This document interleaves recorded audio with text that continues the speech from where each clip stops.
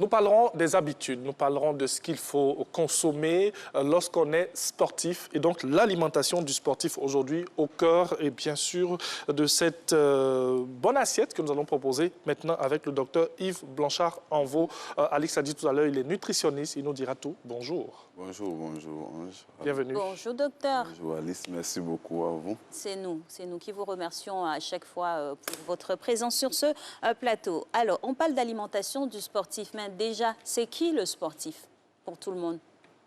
Le sportif, bien sûr, c'est celui qui pratique une activité sportive. Mais il faut voir qu'il y a certains niveaux de sportifs. Voilà. Il y a le sport que nous faisons pour entretenir la santé et il y a ce qu'on appelle le sport de haut niveau. Parce que le sport de haut niveau, qui est différent, ce sont des types de sports de compétition. Okay. Donc voilà, cela, il faut adapter l'alimentation qui doit différer de ce que nous avons habituellement. Okay. C'est-à-dire que de manière normale, l'alimentation d'une personne, comme vous et moi, on a un taux de protéines autour de 15%, les lipides autour de 33% et les glucides entre 55-65%. Mais pour ces personnes qui vont pratiquer l'activité sportive à haut niveau, alors on augmente la quantité de glucides autour de 77% pour maintenir un peu les réserves de sucre dans le corps. Oui, c'est vrai que vous venez nous donner une solution là, une réponse pardon, à la question que je voulais poser. Okay. Mais pourquoi véritablement une alimentation spécifique pour un sportif? Voilà, parce qu'il faut dire que durant l'activité sportive, il y a ce qu'on appelle les calories. Il y a le sucre qu'il faut dépenser comme du carburant. Et le sucre que nous avons le plus dans le corps, c'est le sucre. Nous avons des réserves de sucre sous forme de glycogène. Il y a chez les plantes, les réserves en sucre, c'est l'amidon. Chez l'homme, c'est du glycogène. C'est le sucre que nous avons en réserve dans le foie et un peu dans le muscle. Donc, lorsque nous commençons l'activité physique, si nous n'avons pas assez de réserves, nous commençons déjà à les brûler. Et si on finit de les brûler, alors le sportif peut tomber en hypoglycémie, d'où la baisse de la performance due à des fatigues. Alors, docteur, on va essayer de stratifier, parce que là, on a bien défini qu'il y avait des sportifs, on va dire, du dimanche, classiques comme ça, de manière quotidienne. On fait peut-être quelques petits exercices. Et on a ceux du high level, du haut niveau qui en font carrément leur activité de vie. Alors, pour les premiers sportifs, ceux qui le font de manière journalière, comment se préparer d'abord au niveau de l'alimentation pour pouvoir exercer on va dire, ces mouvements-là? Généralement, il y a ce que nous notons qu'on appelle la loi des 3 heures, c'est-à-dire qu'avoir une alimentation 3 heures avant la pratique de l'activité sportive. Alors, vous n'allez pas manger, et puis juste après un repas, aller faire du sport. Non, vous allez voir qu'il y aura beaucoup de gènes gastriques surtout. Donc, pour ces sportifs-là qui font juste une activité pour entretenir la santé, on n'a pas forcément besoin de régime particulier. C'est-à-dire qu'il faut respecter un peu les normes. Il faut respecter les normes, c'est-à-dire qu'avoir une alimentation normale, bien sûr, et avoir un taux de protéines qui peut légèrement augmenter. On demande par exemple que pour un sujet normal, avoir un taux de protéines autour de 0,6 à 0,8 grammes par kilogramme de poids corporel, mais chez eux, on peut l'adapter autour de 0,8 grammes de protéines par kilogramme de poids. C'est-à-dire que maintenir un taux de protéines qui va permettre aux muscles quand même de se développer. Ne pas qu'on ait une fonte musculaire ou bien avoir des déchirures au cours de l'activité sportive. Donc ces personnes-là doivent avoir une consommation en protéines assez spécifique et aussi s'hydrater pendant la pratique. Parce qu'il faut dire qu'au cours de l'activité sportive, c'est vrai, nous dépensons l'énergie sous forme de calories, mais nous perdons aussi des minéraux par sudation. On transpire beaucoup. Et pendant la sudation, dans la sueur, il y a des minéraux que nous perdons. Nous perdons du sodium, nous perdons du potassium. Donc souvent, on demande les uns les autres de s'hydrater. Mais il y a souvent certaines boissons qu'on trouve sur le marché, mais il faut s'hydrater. Il faut permettre au sujet de boire 10 minutes, chaque 10 minutes, mais chaque 20 minutes pour permettre au volume de sang, à la volémie de se maintenir. Parce que si le volume de sang baisse, alors vous allez voir que certaines personnes vont avoir un peu... Des étourdissements. Voilà. Vous allez voir un peu certaines personnes, ils peuvent courir et puis traverser la route sans se rendre compte qu'ils sont en train de faire courir un danger. Donc, il faut maintenir le volume d'eau, donc l'hydratation. Et généralement, ces boissons-là contiennent quelques particularités. C'est-à-dire que ce sont des boissons qui contiennent légèrement un peu de sel. que l'eau que nous avons habituellement. Et puis, avec un taux de sucre qui varie autour de 3 à 5 millilitres par 100 millilitres. C'est-à-dire que ce volume de sucre permet de maintenir, de régénérer chaque fois. C'est un peu la même préparation qu'on donne aux enfants quand ils sont un peu déshydratés ou qu'ils font... Voilà, ces boissons... Pour ne pas citer la marque. Oui, effectivement, mais ces boissons contiennent plus de sel.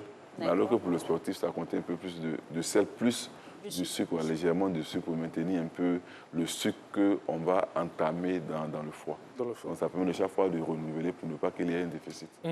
Alors, et pour le sportif qui fait de ces activités-là, eh bien, son métier, son travail de tous les jours, high level, comme on l'a dit. Alors, chez eux, alors, le taux de protéines, bon, ça dépend des types d'activités. Ouais. Il y a certaines activités où on demande une quantité de protéines, par exemple, il y a le footballeur qui... Exactement. Avec des exemples pour le footballeur, par exemple. Voilà, le footballeur peut aller autour de 1,2 g de protéines par jour à 1,6. C'est-à-dire que ça lui permet quand même d'avoir une masse musculaire assez importante pour tenir les efforts. Mais il y a aussi ceux qui font la musculation. Ceux-là aussi ont besoin d'un taux de protéines qui varie autour de 3 grammes de protéines par jour parce qu'eux, ils font du bodybuilding. Oui. Ça, donc, ils ont besoin d'un taux de protéines plus élevé. Matérialisé, ça donne quoi, par exemple? Parce que 3 grammes de 3 grammes de protéines par jour. Bon, si la personne fait, par exemple... Qu'est-ce qu'il va prendre? On prend un exemple. Oui. Si la personne a un poids de 70 kg, 3 grammes de protéines, ça fait peut-être 210 grammes de protéines par jour. Maintenant, sur les protéines, maintenant, bon, on trouve les protéines souvent dans la bourse diététique. Maintenant, si on doit prendre ça dans la viande, dans les poissons, on fait le rapport. Le rapport, par exemple, 100 grammes de protéines fait 19% de protéines, donc on fait le rapport. Si 100 grammes de protéines fait 19, que j'ai bien 210 grammes par jour, on fait le rapport. 210 fois 100 divisé par 19, et puis on trouve le taux de protéines que la personne doit manger par jour. Peut-être un peu le matin, un peu de soir de protéines, un peu de lait, un peu à midi, et puis aussi le soir. Donc c'est la quantité de protéines par jour, les 200 grammes de protéines, c'est par jour. Donc à la peau sportive de l'adapter soit le matin, le midi et puis le soir. C'est pour cela, souvent, on demande aux fédérations ou bien aux systèmes de groupes, les footballeurs, par exemple, de se faire accompagner souvent par des spécialistes qui vont adapter l'alimentation selon l'activité physique, selon le besoin spécifique d'une personne. Parce que il se trouve que certaines personnes, pour la compétition, parce qu'il y a certaines compétitions où on les place par catégorie. Donc, par exemple, quelqu'un qui n'a pas eu une bonne alimentation, qui, au-delà de 16 ans, a un poids qui est grand, mais au lieu d'être classé dans la catégorie minime, on peut le placer chez l'adulte. Donc vous allez voir qu'il est encore plus jeune, mais du fait de son poids, alors on le met chez l'adulte. Alors vous allez voir, on dit chez nous que celui qui peut te tuer, tu ne le connais pas, mais celui que tu peux le frapper, quand tu le vois, tu le connais. Oui. Vous voyez un peu. Donc quelqu'un qui va le combattre, quelqu'un qui a 16 ans, du fait que tu es gros, on t'a mis chez les grands qui a 30 ans, mais vous voyez que souvent on fait la compétition. Alors souvent, pour résoudre ces problèmes-là, alors souvent certaines gens disent non, il faut jeûner 1 jour, 2 jours. Mais du fait de jeûner, c'est une grosse erreur parce qu'on va perdre beaucoup de choses. La personne ne sera pas dynamique le jour de la compétition. Donc souvent, il faut se faire accompagner. Les industriels peuvent guider, par exemple, on peut jouer un peu sur certains paramètres pour faire perdre de poids à la personne 2 mois, 1 mois, 2 mois avant la compétition, pour que la personne puisse rester un peu dans les normes. Vous voyez un peu ça. Souvent, chez les boxeurs, oui. on fait la pesée. On dit par exemple poids moyen. Donc, par exemple, si vous devez combattre, par exemple, dans 4 mois qu'on vous pèse, on trouve que vous devez perdre 3 kilos avant la compétition, et on fait un régime spécifique, on ne vous dira pas non, ne mangez pas durant les 2-3 jours. On adapte pour ne pas qu'il puisse avoir des déficits, tant au niveau énergétique qu'au niveau des minéraux, pour ne pas qu'au fil de la compétition, vous soyez... Alors, docteur, vous me permettez là de vous donner aussi un autre exemple. Là, vous allez nous donner votre avis. Il y a, par exemple, ces sportifs-là, pour développer toute cette masse musculaire, se permettent comme ça d'utiliser des produits ou des compléments alimentaires. On parle souvent d'huile de foie de morue pour développer bien, les muscles. C'est vrai qu'on doit avoir une alimentation assez spécifique. Mais lorsqu'on ajoute ces éléments qui gonflent un peu, permettez-moi le mot, qui gonflent un peu nos muscles, est-ce qu'il y a un danger à cela? Effectivement. Tout à l'heure, j'ai dit que certains sportifs de haut niveau, surtout ceux qui font besoin de faire la musculature, ils consomment un taux de protéines qui va autour de 3% et 3 grammes par kilogramme de poids par jour. Alors, il faut voir que cette consommation, donc hyperconsommation des protéines peut avoir des conséquences sur le rein. Généralement, il y a des produits souvent qui sont vendus en boutique diététique riches en créatinine. Oui. Alors, il y a une étude qui a montré, par exemple, que ceux-là, surtout ceux qui font la musculature, ces personnes-là, il y a eu un groupe de personnes en qui ont eu beaucoup de problèmes au niveau du rein. Le rein a été attaqué parce qu'il y a eu une hyperfiltration. Vous voyez un peu, le rein, il nettoie. Donc, du fait que ces personnes ont consommé tellement de produits riches en protéines, surtout c'est un produit qu'on appelle la créatinine, ce produit-là, alors, a touché le rein. Alors, ces personnes ont été victimes de maladies rénales. Donc, voici le danger, surtout pour ces personnes qui ont un taux de protéines assez élevé. Au fur et à mesure, quand ils font les examens, la créatinine, vous allez voir que les valeurs vont augmenter. Vous voyez, les valeurs de 7 à 14, quand on fait les examens, vous allez voir que chez eux, ça va augmenter à 15 ans, à 20, à 25, à 15 jours, un problème rénal réel s'installe. Ça, généralement, ça arrive à ceux qui font la musculature, qui utilisent ces produits dopants-là. Généralement, c'est un peu ça. Oui. D'accord. Haltérophilie, allons-y. Ben oui, tout ce qui est de la musculation pour pouvoir avoir des muscles, bien évidemment. Alors, vous avez parlé du taux de sucre qui est prépondérant dans l'alimentation des sportifs en tant que tel. Alors, on a pu donner des exemples. On a des sports collectifs et on a des sports aussi singuliers où c'est exercé. Dans le cadre d'un sport collectif, comment adapter la nourriture, ou tout du nom l'alimentation, par rapport à une équipe dûment constituée? On part toujours sur la pelouse avec un 11. Sinon un 22 avec les remplaçants. Ah bon, ça c'est du football, mais il y a des sports de groupe, il y a la marche, etc. Mais souvent, moi, ce que j'aimerais, il y a un taux de sucre qu'on met souvent dans les boissons que nous buvons. Il y a ce qu'on appelle, il y a les sucres qui sont rapides. Par exemple, lorsque nous buvons, ça descend directement dans le sang. Ça, c'est les boissons. Le glucose, c'est le sucre. On vend souvent dans les boutiques diététiques, le glucose. Et il y a aussi ce qu'on appelle le fructose.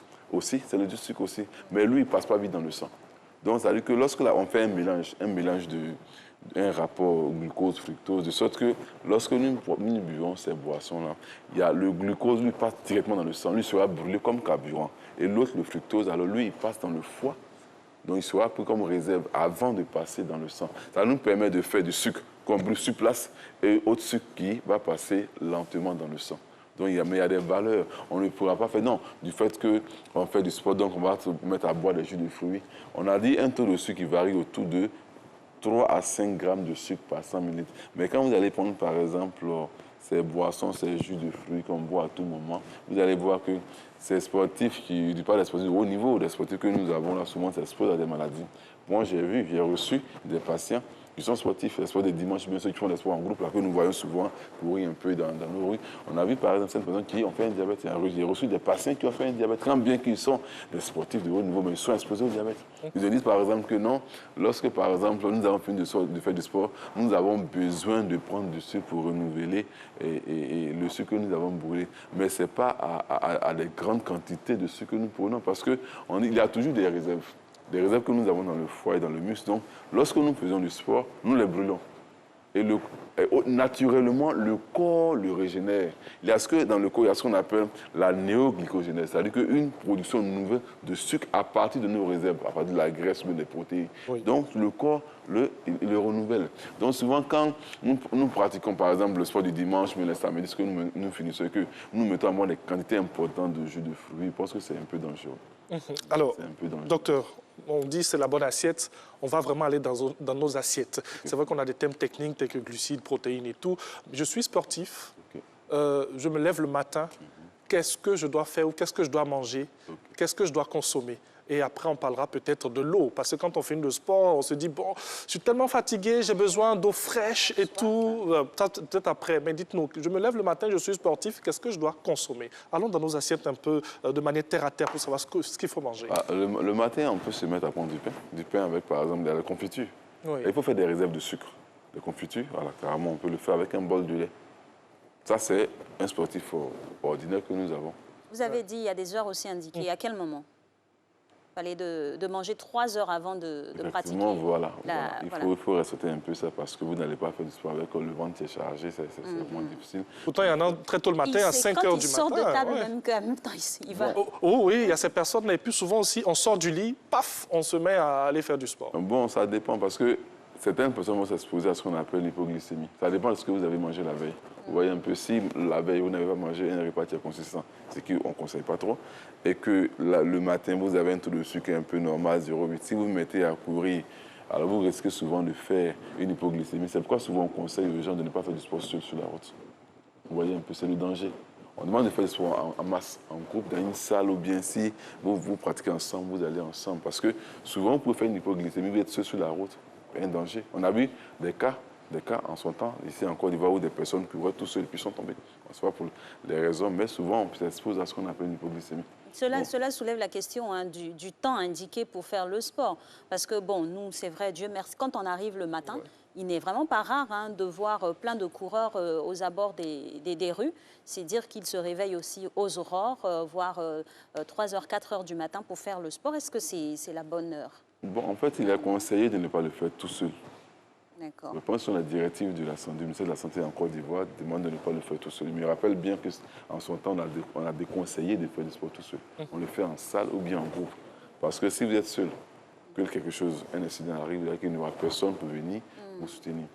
Alors donc, ces personnes-là, le matin, alors on pourra prendre par exemple juste un bout de pain avec du miel, bien par exemple des confitures juste là pour maintenir un peu de réserve et alors on se met à faire du sport. Et après, et pendant que nous faisons l'activité physique, nous pouvons nous hydrater. On peut s'hydrater avec des petits, chaque 10 minutes, chaque 15 minutes, prendre un petit bol d'eau pour s'hydrater. Donc ça, c'est le sportif que nous avons habituellement. L'eau plate ou l'eau fraîche? Il est intéressant. Alors, nous ne prenons pas l'eau fraîche. L'eau fraîche, c'est-à-dire que les boissons que nous avons, quand on dit l'eau fraîche, c'est une température autour de 7 degrés. On peut monter autour de 20-28 degrés. L'idéal serait de faire l'eau plate, l'eau à température. L'eau à température, c'est-à-dire qu'à 28 degrés, normalement, à ce niveau, il y a une facilité d'absorption plutôt que l'eau qui est très fraîche parce que lorsque l'eau est bien glacée, l'eau fraîche autour de 7 degrés, il faut que le foie puisse faire d'abord une thermorégulation, c'est-à-dire ramener la température de l'eau à la température du corps avant l'absorption. Là encore, on soumet le foie à un travail autre que ce qu'il avait à faire auparavant. Donc, on prend l'eau à température autour de 28 degrés normalement. Voilà. Mais si c'est pendant la compétition, alors on peut prendre l'eau légèrement en dessous de la température de 20 degrés qui maintient l'absorption. C'est encore plus intéressant pendant que nous pratiquons l'activité sportive. Mais pour ces personnes-là qui font une activité ordinaire, comme on demande de boire une eau à température, c'est-à-dire que l'eau autour de 28 degrés. C'est vrai que l'alimentation hein, du sportif s'adapte à l'activité qu'il exerce. Il n'est pas rare, par exemple, de voir sur des cours pour des sportifs de tennis, de faire des pauses et aller consommer un fruit, boire de l'eau. Qu'est-ce que cela apporte et pourquoi, finalement? Alors, comme je l'ai dit, au cours de l'activité sportive, il y a la sudation. Nous perdons des minéraux. C'est très, très important. Nous perdons des minéraux et nous perdons des minéraux, et nous perdons aussi de l'eau. Donc, vous allez voir plus le volume de l'eau, le volume de sang baisse, alors le cœur sera obligé de faire plusieurs tours. Et quand c'est comme ça, alors ça perd de performance. Et lorsque nous avons aussi, s'ils ne mangent pas les fruits ou bien ils ne prennent pas des boissons riches en sucre, vous allez voir qu'alors on va assister à une hypoglycémie qui, à la longue, va entraîner par exemple des fatigues parce qu'il y a ce qu'on appelle l'acide. Et pendant que nous pratiquons l'activité, le sucre est brûlé. Le sucre est brûlé et il y a ce qu'on appelle l'acide lactique. C'est un acide qui est brûlé, qui reste dans le muscle. Et ces boissons-là contiennent aussi des substances aussi pour modérer un peu la production de l'acide. Parce que si nous en produisons assez, qu'il y a trop d'acide dans le corps, vous allez voir qu'alors on va assister à plusieurs crampes. Des crampes et puis des incidents peuvent arriver. Il faut boire de l'eau. Alors, je descends du travail le soir, je m'apprête, je vais faire du sport, je fais une cardio, ça dépend de ce que je fais. Je suis très épuisé, je rentre à la maison. À table, Alix a fait un bon plat pour moi. Oui, je mange bien et je vais me coucher. Du riz sauce graine. Oui. Non. Mauvaise habitude? Une très mauvaise habitude. Je vous apprends une chose. J'ai rencontré un jour un monsieur qui est un responsable de sport dans une entreprise. Il a fait un diabète. Vous voyez un peu, ne trouvons pas comme argument, comme il fait du sport, alors je vais me permettre de rattraper un peu ce que... Oui. C'est ça, la fameuse phrase, brûler les calories en faisant du sport. Qu'est-ce qu'on brûle finalement? C'est quoi comme élément? On se dit par exemple qu'il y a trop de sucre dans le corps que nous brûlons. Alors quand vous brûlez, laissez le corps régénérer. Mais alors, en même temps que vous finissez, vous rattrapez ce que... Voilà. C'est comme par exemple les gens du dimanche quand ils font du sport. Quand ils finissent de faire le sport vers 11h, ils restent là. Je me rappelle, chez nous, à Yopougon, ils vont rester là, ils vont manger, ils vont boire jusqu'à 16 heures avant de rentrer. Ça Alors, devient on se un demande, club. qu'est-ce que vous avez fait? C'est les retrouvailles. Alors, voilà, ils vont finir, ils vont prendre la bière, ils vont prendre du placali, etc. Oui, Bon, moi, quand je passe, je l'after-sport, regarde, quoi. qu'est-ce que vous faites? Et on a du mal à se lever même pour aller à la maison. Après, il y a Gaba parti. Ben oui. Alors vous allez voir que ces personnes ont aussi le commun des erreurs parce que lorsque nous finissons de faire l'activité sportive, que nous avons brûlé les calories, je vous ai dit tout à l'heure, qu'on va assister un peu à ce qu'on appelle la production d'acide lactique, beaucoup d'acide dans le corps. Donc, le même soir du sport, il n'est pas trop conseillé de prendre de la viande, la produit riche en viande, en protéines, surtout de la viande, ce même soir de l'activité sportive. Parce que si vous en mangez, le corps est déjà riche en acide, plus la viande est l'acide, vous allez voir que vous allez accumuler l'acide dans le sang. Alors cette activité dans le sang ne sera pas bien, ça va agresser la muscle. Alors voilà, c'est un peu comme ça.